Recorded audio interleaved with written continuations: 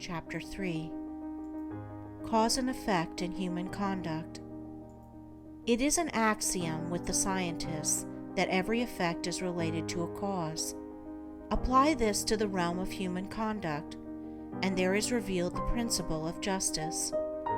Every scientist knows, and all men believe, that perfect harmony prevails throughout every portion of the physical universe, from the speck of dust to the greatest sun. Everywhere there is exquisite adjustment. In the sidereal universe, with its millions of suns rolling majestically through space and carrying with them their respective systems of revolving planets, its vast nebula, its sea of meteors, and its vast army of comets, traveling through illimitable space with inconceivable velocity, perfect order prevails. And again, in the natural world, with its multitudinous aspects of life and its infinite variety of forms, there are the clearly defined limits of specific laws, through the operation of which all confusion is avoided, and unity and harmony eternally obtain. If this universal harmony could be arbitrarily broken, even in one small particular, the universe would cease to be. There could be no cosmos, but only universal chaos. Nor can it be possible in such a universe of law that there should exist any personal power which is above, outside, and superior to such law in the sense that it can defy it or set it aside. For whatsoever beings exist, whether they be men or gods, they exist by virtue of such law, and the highest, best, and wisest among all beings would manifest his greater wisdom by his complete obedience to that law which is wiser than wisdom, and than which nothing more perfect could be devised. All things, whether visible or invisible, are subservient to, and fall within the scope of, this infinite and eternal law of causation. As all things seen obey it, so all things unseen, the thoughts and deeds of men, whether secret or open, cannot escape it. Do right, it recompenseth. Do wrong, the equal retribution must be made. Perfect justice upholds the universe.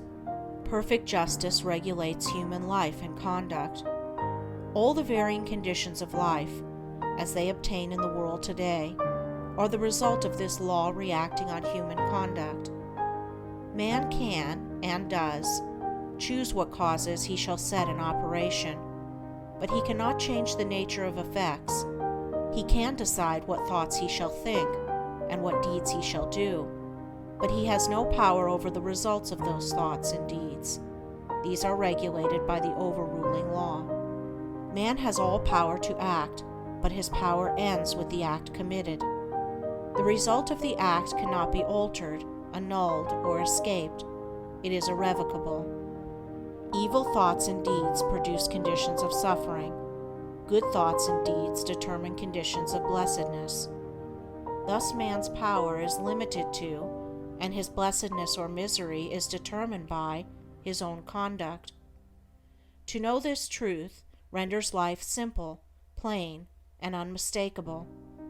All the crooked paths are straightened out, the heights of wisdom are revealed, and the open door to salvation from evil and suffering is perceived and entered. Life may be likened to a sum in arithmetic. It is bewilderingly difficult and complex to the pupil who has not yet grasped the key to its correct solution. But once this is perceived and laid hold of, it becomes as astonishingly simple as it was formerly profoundly perplexing. Some idea of this relative simplicity and complexity of life may be grasped by fully recognizing and realizing the fact that, while there are scores, and perhaps hundreds of ways in which a sum may be done wrong, there is only one way by which it can be done right, and that when that right way is found, the pupil knows it to be the right, his perplexity vanishes, and he knows that he has mastered the problem. It is true that the pupil, while doing his sum incorrectly, may and frequently does think he has done it correctly, but he is not sure. His perplexity is still there.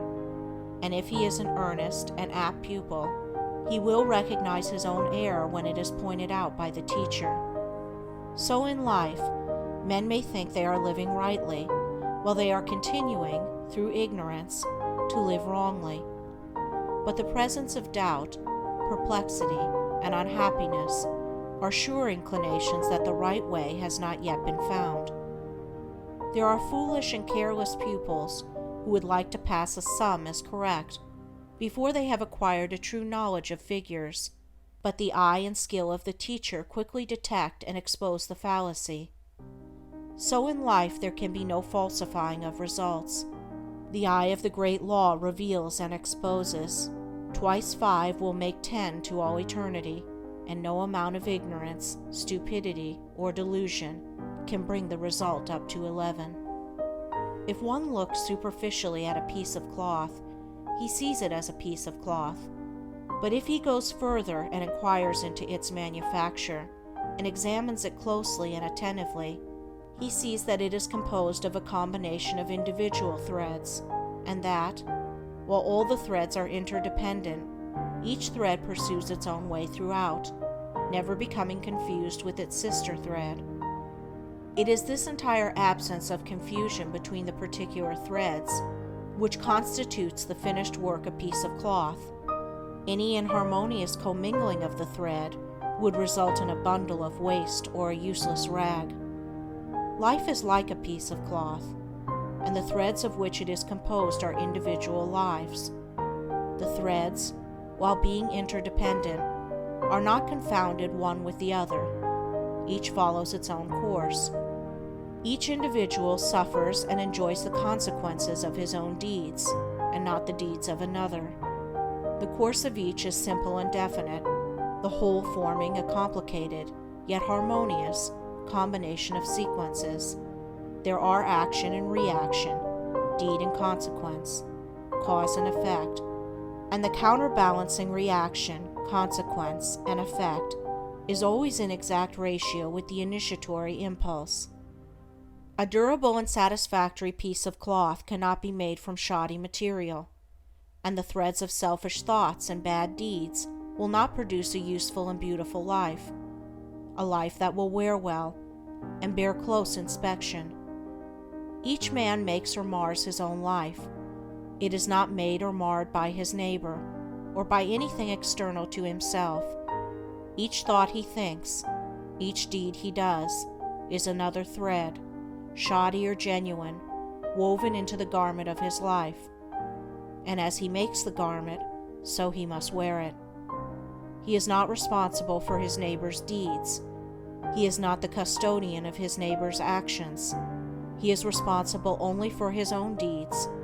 He is the custodian of his own actions. The problem of evil subsists in a man's own evil deeds, and it is solved when those deeds are purified. Says Rousseau, "Man, seek no longer the origin of evil. Thou thyself art its origin."